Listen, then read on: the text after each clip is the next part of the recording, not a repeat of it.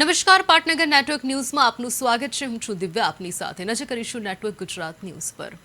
બનાસકાંઠાના ડીસામાં ભાજપના મહિલા કોર્પોરેટરના પતિ સહિત બે વેપારીઓના અપહરણની ઘટનાથી ચકચારી મચી છે। ફરિયાદ મુજબ ડીસા જીઆઈડીસી નજીક એક નકલી પત્રકાર સહિત 4 જેટલા શખ્સોએ પોતે ક્રાઇમ બ્રાન્ચના પોલીસ કર્મી હોવાનું કહીને બંને વેપારીઓને કારમાં બેસાડી ગાંધીનગર તરફ લઈ ગયા હતા અને કેસમાં ફસાવવાની ધમકી આપી મોટી રકમની ખંડણી માંગી રહ્યા હતા। બાદમાં પરિવારજનોના ફોન આવતા આરોપીઓ ગભરાઈ ગયા હતા અને વેપારીઓ પાસેથી રોકડ રકમ લઈ અડાલજ નજીક તેમને છોડી ફરાર થઈ ગયા હોવાનો આક્ષેપ છે। સમગ્ર મામલે ડીસા રૂરલ પોલીસે અપહરણ અને ખંડણી સહિતની કલમો હેઠળ ગુનો નોંધી તપાસ શરૂ કરી છે। ઘટનાને પગલે વેપારીઓ અને ભાજપના આગેવાનોમાં રોષ જોવા મળ્યો છે અને આરોપીઓ સામે કડક કાર્યવાહીની માંગ ઉઠી છે।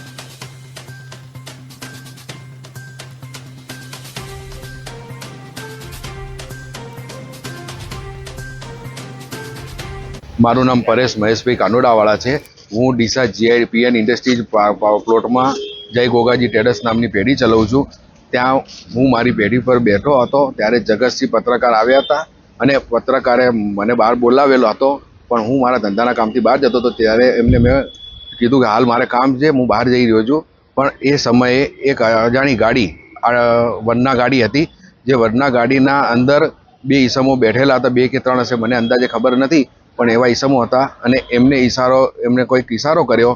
પછી હું મારી ગાડી લઈને હું મારા ધંધાના કામથી ઉઘરાણી માટે બહાર જતો હતો ત્યારે એ અજાણી એક ગાડી વરના ગાડી અને આગળથી સામે કિયા ગાડી, જેની બેની નંબર પ્લેટો હતી નહીં અને પોલીસ જેવા દેખાવના 6-7 ઈસમો ગાડીમાંથી ઉતર્યા અને ઉતરી અને મને કહે કે અમે ગાંધીનગર ક્રાઇમ બ્રાન્ચમાંથી આવીએ છીએ અને તેમની પાસે મોબાઈલના અંદર પોલીસનું ઓળખ કાર્ડ હતું, જે ઓળખ કાર્ડ બતાવી અને મને પકડીને લઈ ગયા। મેં કીધું સાહેબ મેં કરી જશું, તો મને કે જે હશે ગાંધીનગર ક્રાઇમ બ્રાન્ચમાં તમને ત્યાં ગાંધીનગર લઈ જવામાં આવશે અને ત્યાં બધી તમારી તપાસ કરવામાં આવશે। પણ ત્યાં મારી પાસે 50 લાખની રસ્તામાં ખંડણી માંગવામાં આવી, 50 લાખ રૂપિયાની માંગ્યા। મેં તે આપવાની ના પાડી દીધી। મેં કોઈ ગુનો કર્યો નથી, હું શેના પૈસા આપું? પણ તે છતાંય મને ગાંધીનગર લઈ ગયા અને મારા પરિવારને જાણ થતાં અને મારા મોબાઈલ ઉપર વારે ઘડીએ ફોનો અચાનક એ લોકો ચાલુ કરતા હતા, વારે ઘડીએ ફોનો આવતા હતા, જેથી એ લોકો ગભરાવી અને મારા ખિસ્સામાં જે પૈસા પડ્યા હતા, રોકડ રકમ 45,000 રૂપિયા, જે લઈ અને મારા મોબાઈલ અને મારી ગાડી મને પાછી આપી દીધી અને મને અદાલત ચોકડી ઉપર ઉતારી દીધો। આ બાબતે હું ડીસા રૂરલ પોલીસ સ્ટેશને આવ્યો। રાત્રે 12 વાગે હું ઘરે આવ્યો હતો અને આવીને સીધી જ ઘર પરિવારને વાત કરી।